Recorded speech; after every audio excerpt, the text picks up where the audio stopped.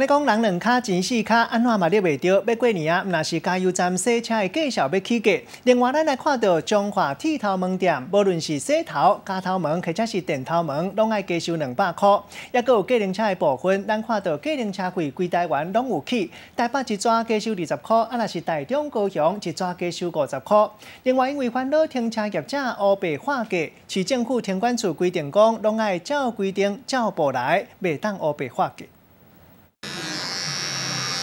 剃头师替人客交头长，骹手做咩的？春节特别到啊，理发厅伫收人客进前，拢会提醒一句。到除夕前10天会涨200哦。好，没问题。人客有同意才敢收，特别过年啊，中华理发厅业者为15号下晡开始到24号为落暝迄天，不管是洗头、加头长还是理头长，全部拢爱加收200块。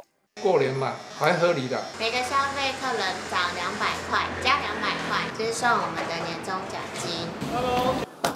那加头长的起价，民众出门坐客运车介绍嘛要起，为20号开始到29号头尾10天，北北基地区一抓加收20块，台中高雄一抓加收50。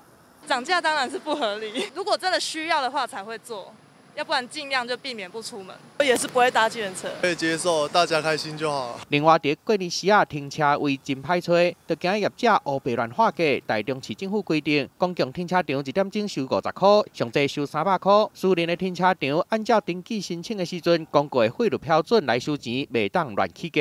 市政府会派人去抽查，违规的上最会罚15000块，避免业者介绍乌白灯，拍歹民众出门佚佗的心情。记者综合报道。